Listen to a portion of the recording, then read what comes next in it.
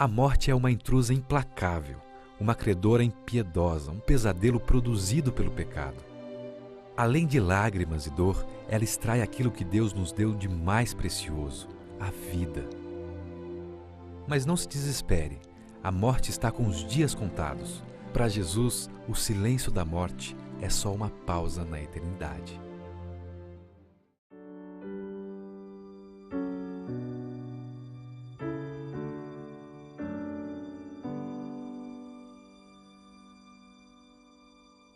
Na carta aos Romanos, capítulo 5, verso 12, o apóstolo Paulo diz: portanto, assim como por um só homem entrou o pecado no mundo, e pelo pecado a morte, assim também a morte passou a todos os homens, porque todos pecaram.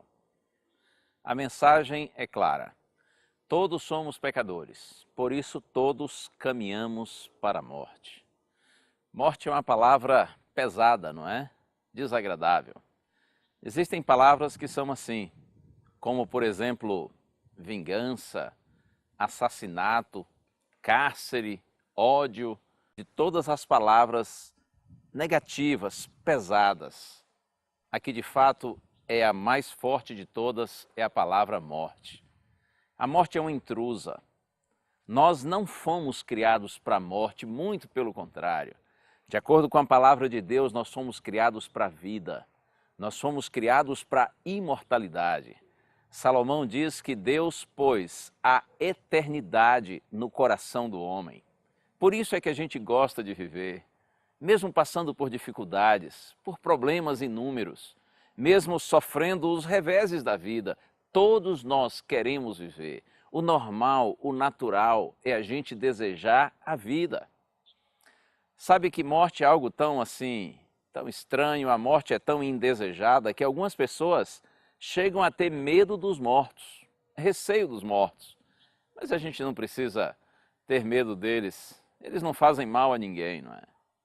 A gente precisa ficar esperto é com os vivos, ou aí sim que a gente precisa cuidar.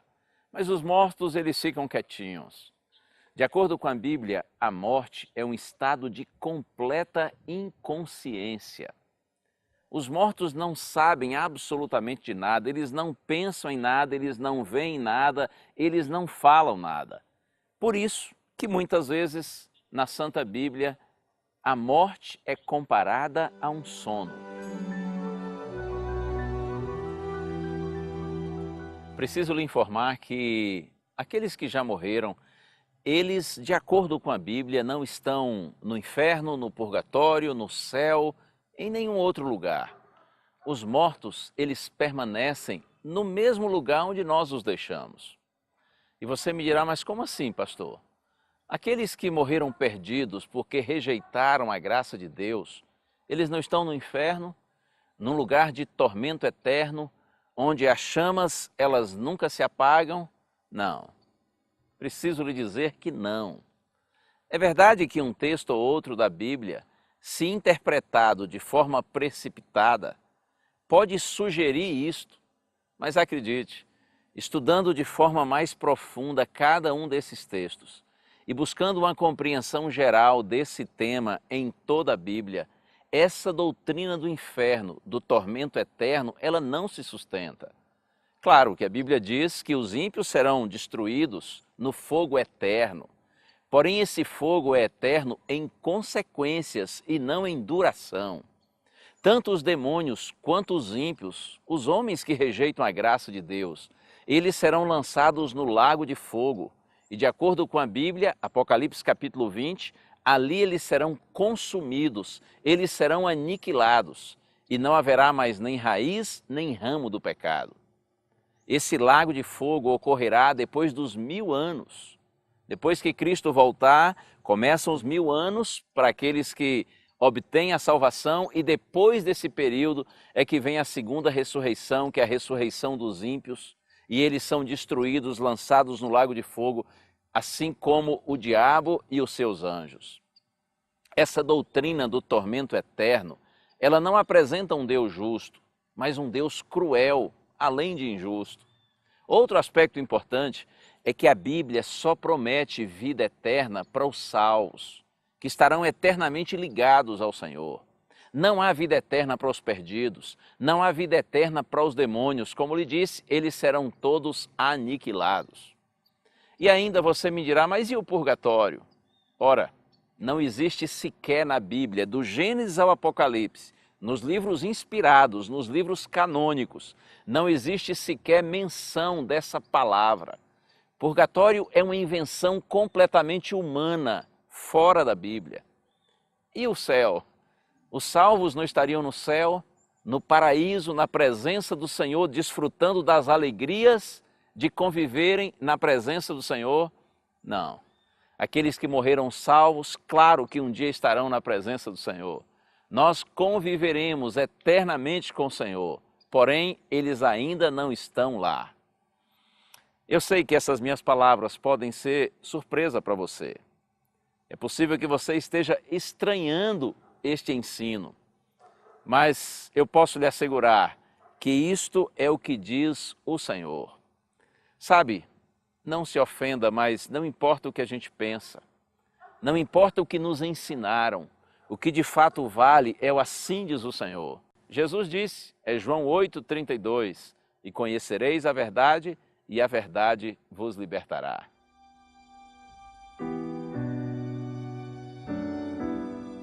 Provavelmente você, assim como eu, já perdeu uma pessoa querida e você sente saudade e você pensa, será que eu terei um dia a alegria de reencontrá-la? Eu quero compartilhar com você um texto maravilhoso que traz muita esperança ao nosso coração.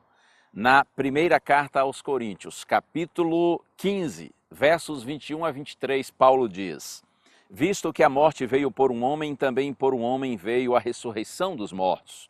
Porque assim como em Adão todos morrem, assim também todos serão vivificados em Cristo. Cada um, porém, por sua própria ordem. Cristo as primícias, depois os que são de Cristo na sua vinda. É verdade que em Adão todos morrem, mas em Cristo todos podem ser vivificados.